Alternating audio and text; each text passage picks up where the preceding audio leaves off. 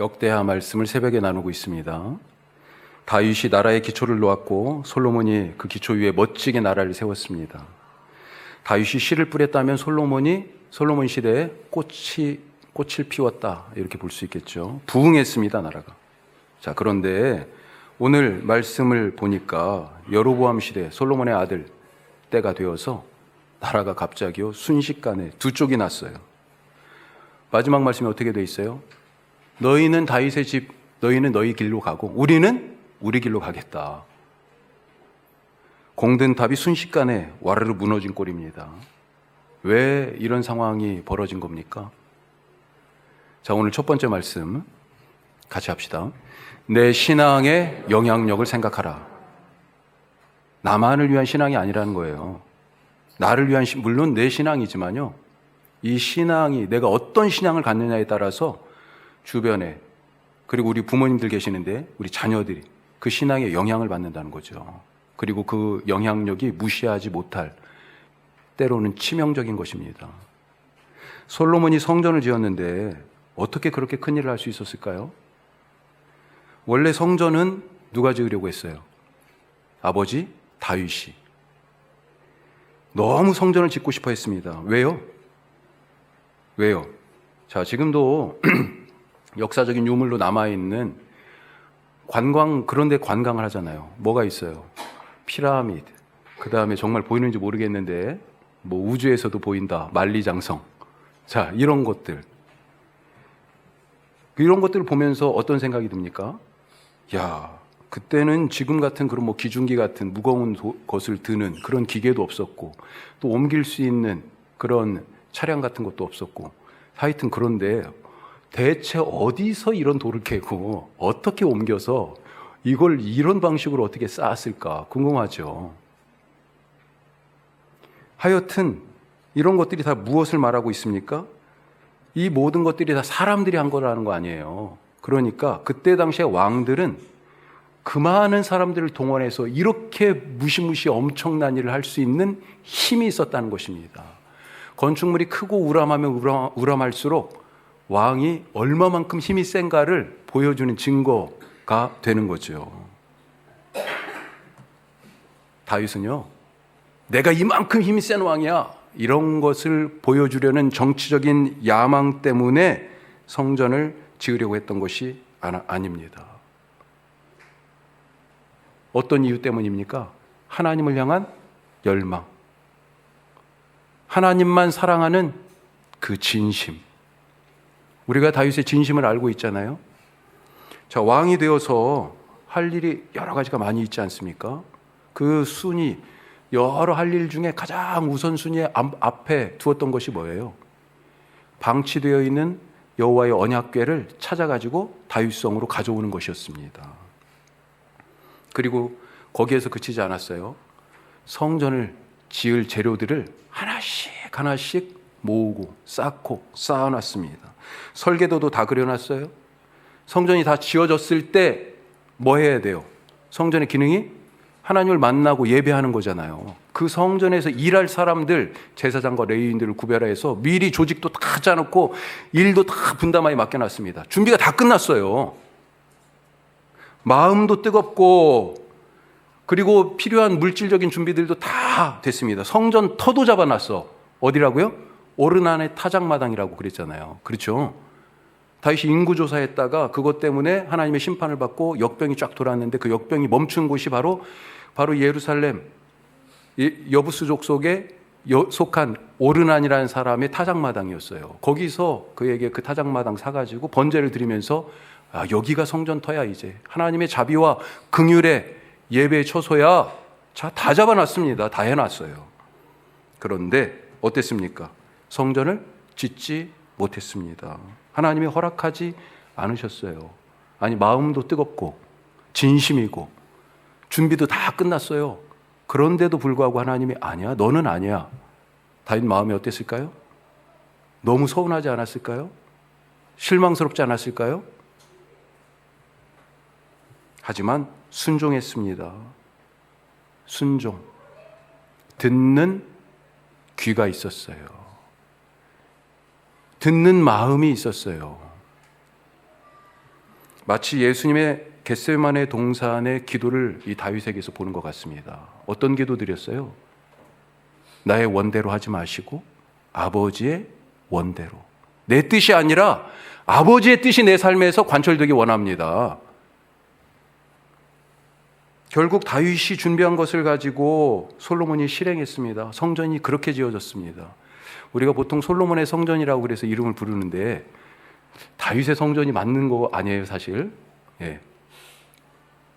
자, 하여튼 솔로몬이 다윗에게 바통을 이어받아 가지고 성전을 짓자 하나님이요 그에게 어마어마한 복을 주시죠. 어떤 복입니까? 오늘 우리가 10장 말씀 읽었는데 이제 새벽에 쭉 말씀을 듣고 계신 분들은 아시겠지만 9장에 솔로몬이 받아 누린 복에 대한 말씀들이 쭉 나옵니다.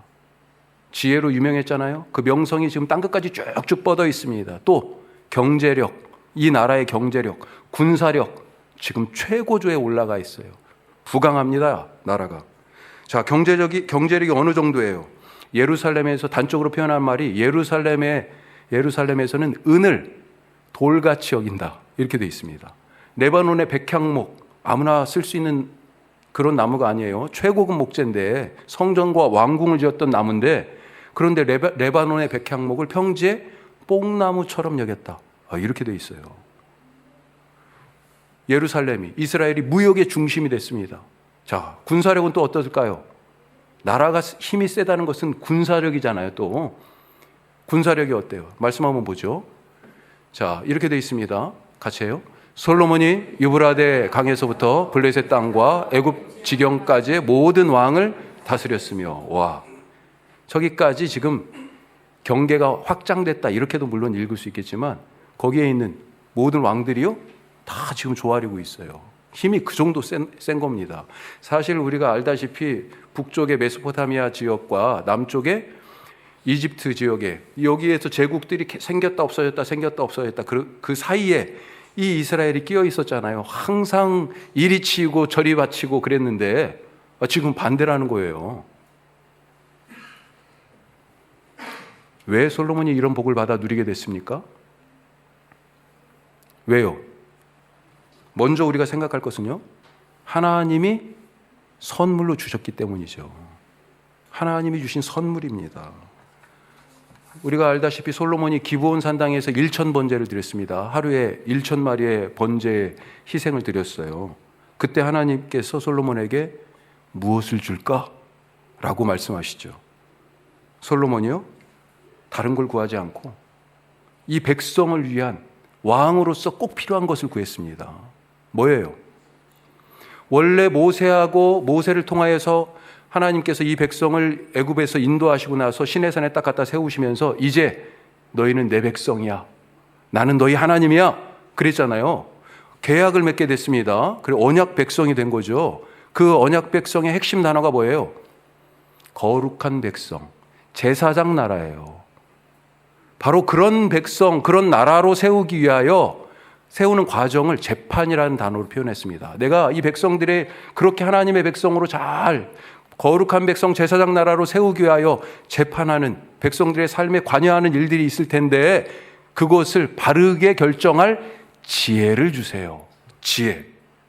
왜 지혜가 필요했어요? 하나님의 백성으로 이 백성을 잘 세우기 위하여서. 하나님이 감동하셨잖아요. 그래서 지혜는 물론 구하지도 않은 다른 것들 다 주셨어요. 자, 그러니까 솔로몬의 지혜가 어디에서 왔습니까?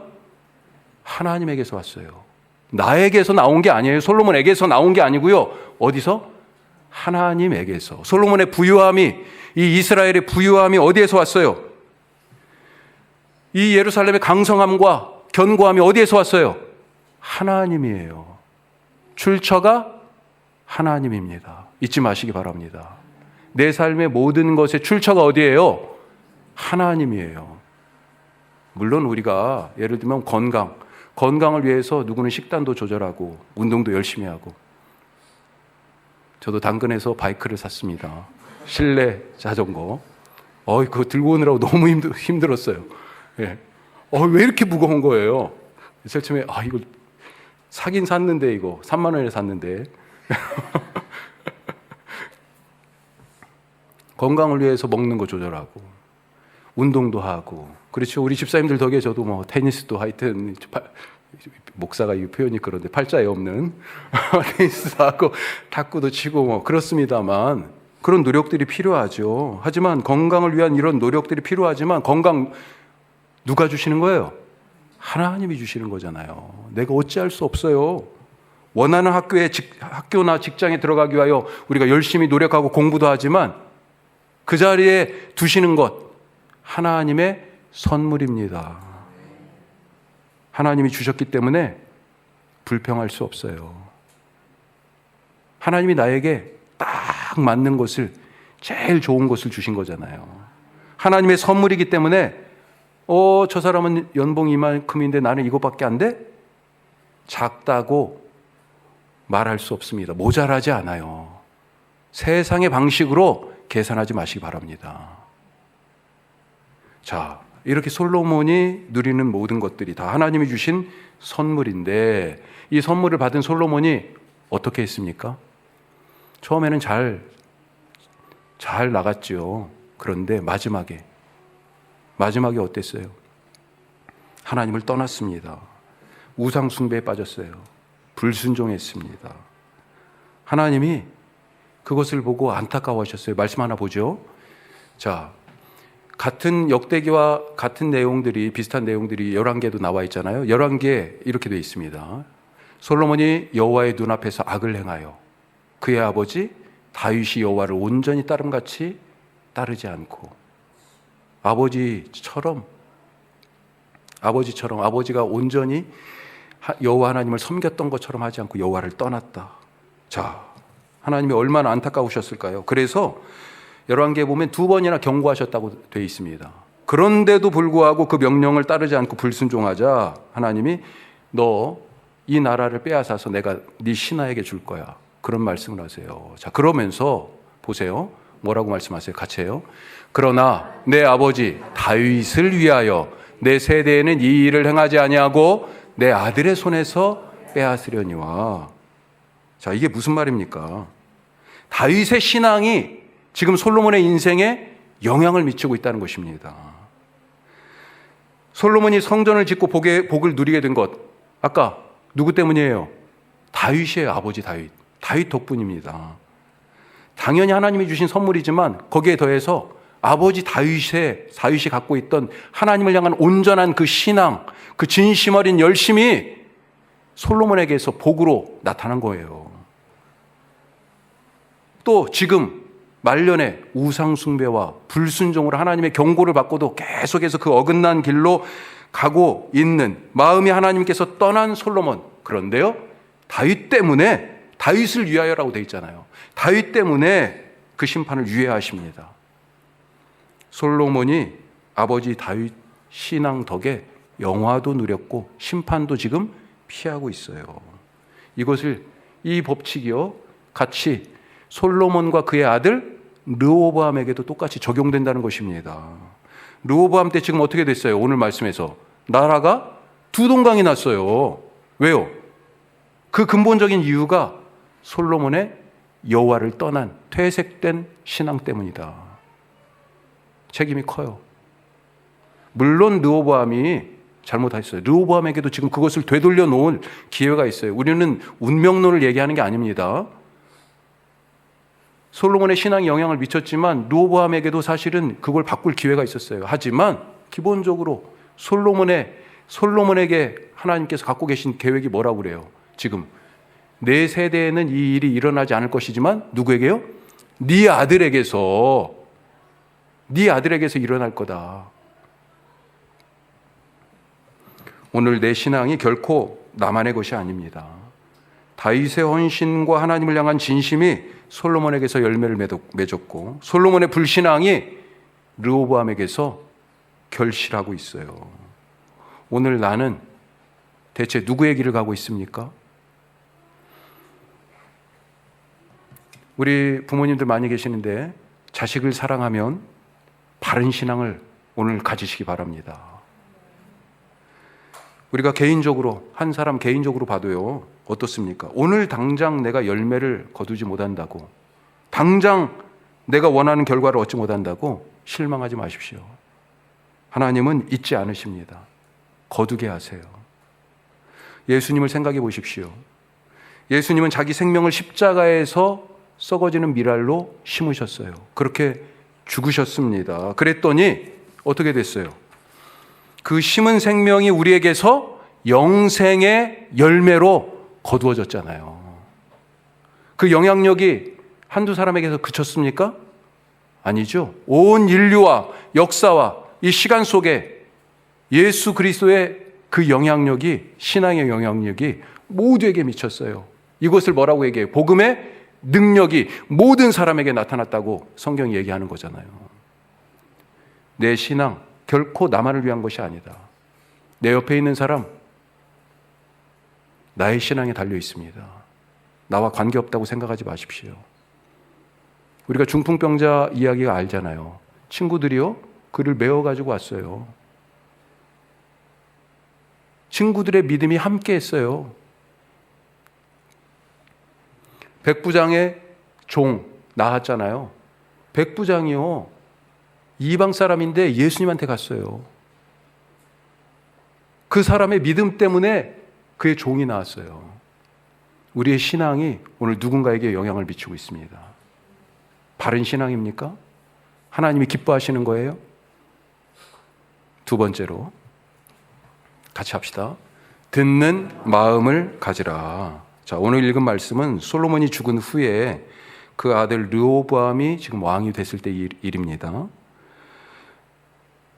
읽지 않았지만 10장 앞에 보면 세겜이라는 곳에 가서 지금 르호보암이 백성들을 만나는 장면이에요.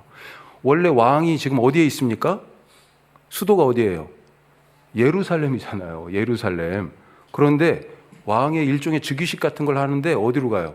세겜으로 갑니다. 세겜. 나중에 여기가 이제 사마리아 근처거든요. 북이스라엘의 수도가 됩니다. 이 세겜이. 거기에 사람들이 있어요. 이건 사실은 왕권이 그만큼 견고하지 못했다라고 하는 것을 또 드러내는 그런 이야기이기도 해요. 아니, 왕이 있는 도시에서 백성들이 와야 되는데 왕이 가가지고 꼭 백성들에게 뭔가 지금 승인을 받듯이 그렇게 지금 간 거예요. 자, 그런데 이 르호보암 왕 때 있었던 일인데요. 자, 백성들이 이 르호보암에게 지금 요구를 해요. 자, 이 요구를 우리가 이해하기 위해서는 솔로몬 시대를 다시 한번 생각해야 되는데, 솔로몬 때 뭘 지었어요? 성전 지었어요. 또 뭘 지었어요? 왕궁 지었습니다. 왕궁. 몇 년 걸렸게요? 성전이 7년 걸렸습니다. 왕궁이 13년이 지났어요. 다 합해서 20년간. 솔로몬의 통치가 40년 정도 했는데, 그러니까 거의 통치의 절반을 뭐 하는 데 썼어요? 그렇죠. 랜드마크를 지금 세우는데 썼어요. 내가 이 정도 힘이 세다라고 하는 것을 어떤 의미에서는 지금 보여주고 있는 겁니다. 성전보다 왕궁은요, 훨씬 더 오래, 훨씬 더 큰 건물이에요. 예? 누가 지었어요? 백성들이 동원됐을 거 아닙니까? 이것만 그런 게 아니에요. 곳곳에 새로운 성을 지었고 또 이미 있던 성을 보수하여 개조하여 더 견고하게 했습니다. 그러니까 평생 동안 솔로몬이 다스리는 동안에 백성들은요, 이리 끌려다니고 저리 끌려다니면서 일을 해야 돼요. 지금도 산업 현장에서의 재해, 그것 때문에 죽는 분들 있잖아요. 그때 당시에는 무슨 기계가 변변했어요. 그런데 그 무거운 돌을 어떻게 해요? 까딱 실수하면요, 엄청나게 많은 사람들이 다치고 죽기도 하고 그랬을 것입니다. 심지어는요, 1년에 조를 짜가지고 목재가 필요하잖아요. 어디에 가서 가져왔어요? 레바논에 가서 백향목을, 거기에 사람들이 벌목하러 조를 짜가지고 계속 가서 몇 달간 나무 베고 또 집에 왔다가 또 가고 이런 식으로, 그러니 농사는 제대로 지을 수 있었겠습니까? 불만이 쌓였습니다. 눌리고 눌려서 압력이 증가해요. 그리고 이제 폭발합니다. 자, 4절 말씀 한번 보시죠. 오늘 말씀 앞에 4절 뭐라고 그래요? 왕의 아버지께서, 솔로몬이죠, 우리의 멍에를 무겁게 하셨으나 왕은 이제 왕의 아버지께서 우리에게 시킨 그 고역과 무거운 멍에를 가볍게 해 주십시오. 그리하면 우리가 왕을 잘 섬기겠습니다. 자, 고역은 말씀드린 것처럼 노동을, 무거운 멍에는 아마도 세금을 뜻한다 이렇게 생각이 됩니다. 일도 일이지만 세금을 너무 많이 떼가 먹고 살 수가 없어요. 살게 좀 해달라고 하는 거죠. 자, 백성들 앞에 간 이 르호보암이 예상치 못한 요구를 딱 듣고 상당히 당황했을 것 같아요. 아니, 나를 그래도 이렇게 잘 추대해 줄 줄 알았는데 막 이걸 본물 쏟아놓듯이 막 쏟아놓잖아요. 시간을 구합니다. 3일 후에 다시 보자. 그리고 이 3일의 시간 동안에 누구를 찾아가요? 이 문제를 들고 먼저 원로 대신들을 찾아갑니다. 원로 대신들이 뭐라고 조언합니까? 백성들의 말을 수용하는 게 좋을 것 같아요. 그러면 그들이 말한 것처럼 잘 섬길 겁니다, 왕을. 그런데요, 여기에 대해서 르호보암이 어떻게 반응해요? 그 말을 받아들이지 않죠. 자, 한번 봅시다. 왕이 원로들이 가르치는 것을 버리고 어디로 갔어요? 자기와 함께 어려서부터 자랐던 젊은 친구들에게 찾아간 것입니다. 뭐라고 그랬어요? 이 친구들은 왕의 위엄을 보여주세요. 아마 이런 논조로 얘기한 것 같아요. 뭐라고 얘기하라고 했는지 그 코치를 받아가지고 오늘 말씀 14절에서 그대로 대답합니다. 뭐라고 그래요? 아버지는 나의 솔로몬은 너희의 멍에를 무겁게 했지만 나는 더 무겁게 할 거다. 우리 아버지는 가죽 채찍으로 때렸다면 나는 전갈 채찍으로 때리겠다. 내 새끼손가락 굵기가 우리 아버지 허리보다 더 굵어. 이런 얘기를 한단 말이에요. 와, 어떻게 생각하십니까? 너무 어리석지 않아요? 누군가에게 조언을 들으러 갔는데 들었습니까, 과연? 그래도 솔로몬은요, 말년에 가서 그 신앙이 빗발했지만 출발은 좋았잖아요. 아까도 말씀 나눴지만 어떻게든지 하나님의 백성인 이 사람들을 하나님의 백성으로 잘 세울 수 있는 그 지혜를 구했잖아요. 우리가 이 지혜라고 예전에 번역됐던 단어가 열왕기상에서는 뭐라고 번역되어 있냐? 듣는 마음이라고 되어 있다고 그러지 않았습니까? 듣는 마음. 왜 듣는 마음을 지혜라고 그랬을까요? 지혜가 어디에서 온다고요? 지혜가 나에게서 나오는 게 아니에요. 밖에서 오는 것입니다. 자, 잠언 말씀 한번 보죠. 같이 합시다. 여호와를 경외하는 것이 지혜의 근본이요 거룩하신 자를 아는 것이 명철이니라. 지혜는요, 여호와를 경외하는 자들에게, 그분을 아는 자들에게 주시는 하나님의 선물이에요. 선물. 지혜가 나에게서 나오는 게 아니라는 것입니다. 그래서 이 지혜를 뭐라고 얘기해요? 듣는 마음이라고 얘기하는 거예요. 번역이 다 다르지만 듣는 마음이 제일 어떻게 보면 직역에 가깝습니다. 예. 듣는, 샤마라고 하는 히브리 말을 썼는데 이게 듣는다는 얘기예요. 뭘 들어요? 하나님이 하시는, 내게 주시는, 바깥에서 주시는 그 은혜, 그 말씀을, 그분의 말씀을 듣는 것입니다. 거기에 지혜가 있어요. 자, 그런데 르호보암에게 지금 듣는 마음이, 그 지혜가 있습니까? 우리가 이런 스타일을 두고 뭐라고 얘기합니까? 답정너라고 얘기하죠. 예? 답은 정해져 있어. 너는 대답만 하면 돼. 내가 원하는 답, 내가 원하는 대답, 그걸 말하라고 얘기하는 거예요. 백성들의 고충을 듣는 이 르호보암 마음에는 이미 답이 정해져 있습니다. 들을 마음이 없어요. 답이 어디에 있어요? 내 안에 있어요. 하나님이 지혜를 주시고 지금 말씀을 들려주시는데도 불구하고 그걸 듣지 않고 있습니다. 이놈들이 자기들 주제도 모르고 감히 왕인 나에게 이런 요구를 해? 지금 막 화가 확 나는 거예요. 아버지 솔로몬 때는 찍소리도 못하더니 이제 내가 왕이 됐다고 나를 만만히 보는구나. 왕이 누구인지, 왕의 권위가 무엇인지 내가 보여주고 말겠어. 이런 태도 아닙니까? 답이 정해졌으니 그동안의 원로들을 찾아가서 조언을 구하고 했던 것, 이런 건 뭐예요? 정치적 정당성을 확보하기 위한 요식행위, 그런 거 아니겠어요? 쇼지요. 듣는 척. 자기가 원하는 답을 하지 않으니 다른 사람이 하는 진심 어린 말이요 다 헛소리로 들립니다. 가만히 잘 생각해 보십시오. 나는 얼마만큼 잘 듣고 있는지. 닫힌 귀예요. 그러니 길이 막힙니다. 이 나라 앞길이 막혔어요. 나라가 두 동강이 났습니다. 왜 들을 수 없었을까요? 뭔가 속에 가득 차 있었기 때문에요. 이미 가득 차 있기 때문에 다른 것이 들어갈 틈이 없어요. 내 속은 어떻습니까? 다른 사람이 얘기할 때 막 여기까지 지금 이미 내 감정이, 내 생각이, 막 내 말이 여기까지 막 차오르고 있지 않아요? 입만 이렇게 딱 열면 막 쏟아져 나오죠. 야고보서에서 이렇게 말씀하세요. 듣기는 속히 하고 말하기는 더디하라. 예수님이 어떻게 십자가를 지셨습니까? 아버지 하나님의 말씀을 들었기 때문에 십자가를 지었어요. 듣는 것, 이게 뭐예요? 순종입니다. 안 듣는 것, 불순종이에요. 고집이에요. 완고함입니다. 듣는 것을 지혜라고 얘기하는데 이건 또 뭐하고 연결된다고요? 순종하고 연결돼요. 그가 다른 사람의 삶에 영향력을 미치는 그런 신앙을 가지는 그런 사람입니다.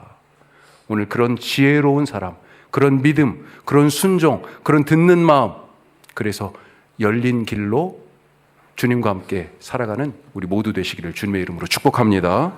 기도하겠습니다.